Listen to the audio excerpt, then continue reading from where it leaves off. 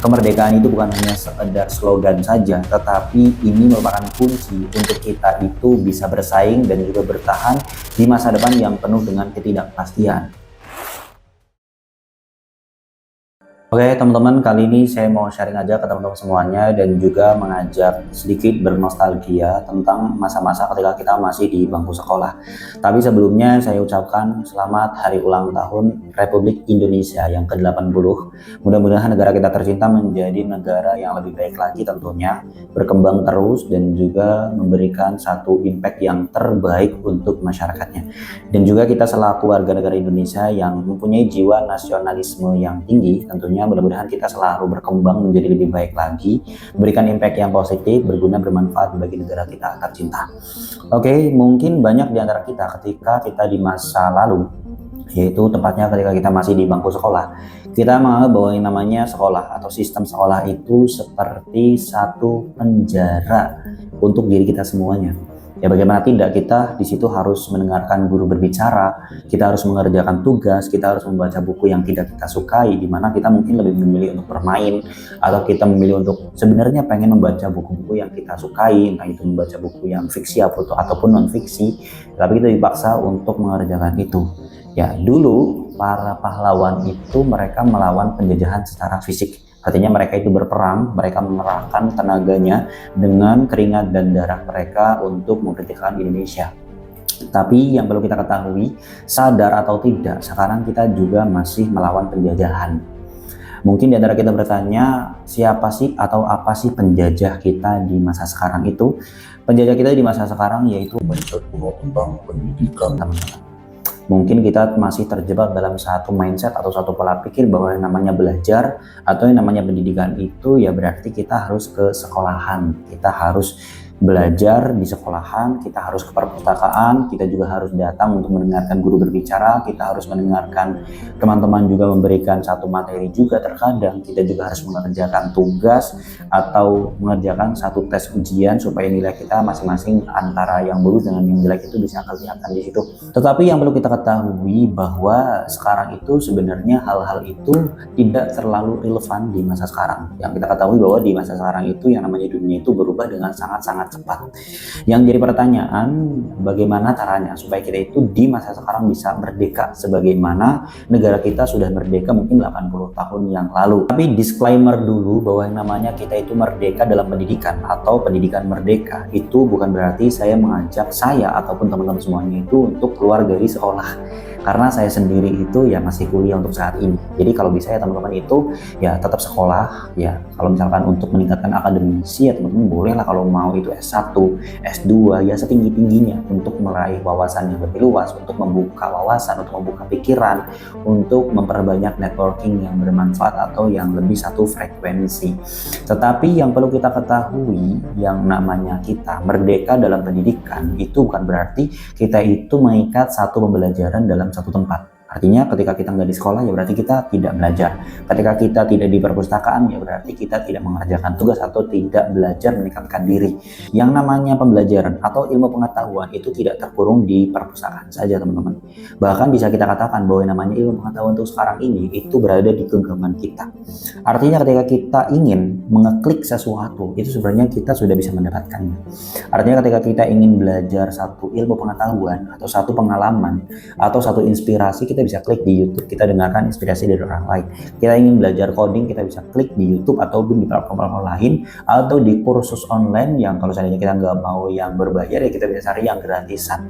Untuk belajar edit, desain grafis, di CapCut itu teman-teman bisa belajar di YouTube ya, ada tutorialnya pemula sampai ke master. Dari nol banget sampai bisa ngedit di CapCut itu teman-teman sebenarnya bisa cari di YouTube. Jadi tidak terikat dengan satu tempat, tidak terikat dengan satu zona ya. Jadi yang namanya belajar itu nggak harus ke sekolahan. Tapi sebagaimana tadi supaya nggak kontroversi, teman-teman tetap harus sekolah ya, tetap harus sekolah bagi yang mau. Kalau nggak mau, yang penting kita itu tidak menghentikan satu pembelajaran hanya di sekolah saja. Artinya kita itu tidak menganggap ketika kita pulang sekolah berarti itu nggak belajar, enggak.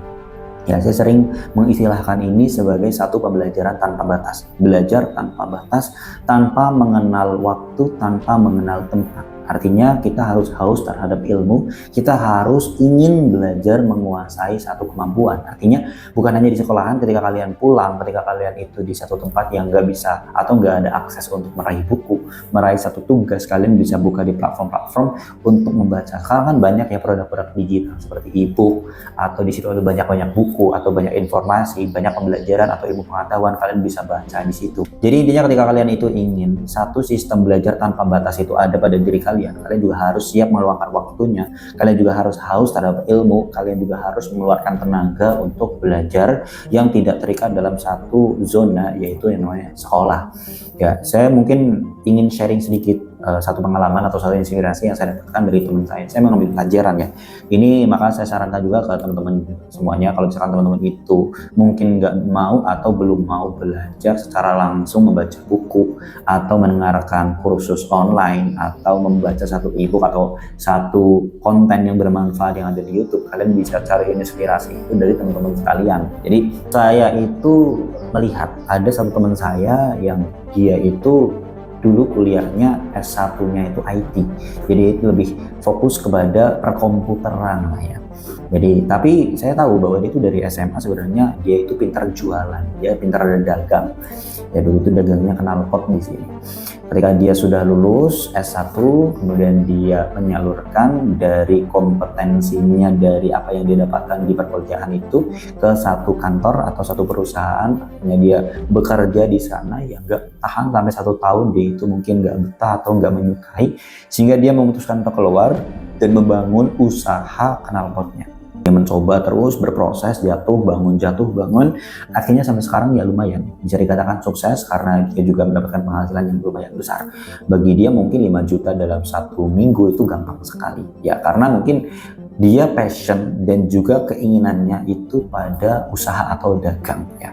Itu salah satu contoh merdeka dalam pembelajaran. Yang penting orang itu mau belajar untuk bekerja, belajar untuk bagaimana dia itu bisa menjadi lebih baik ke depannya. Oke, setelah kita itu sudah ada di fase kita itu mengalami merdeka dalam belajar, artinya kita bisa belajar dimanapun. Langkah yang selanjutnya adalah menciptakan masa depan. Ya mungkin dulu kita itu belajar untuk mencari pekerjaan.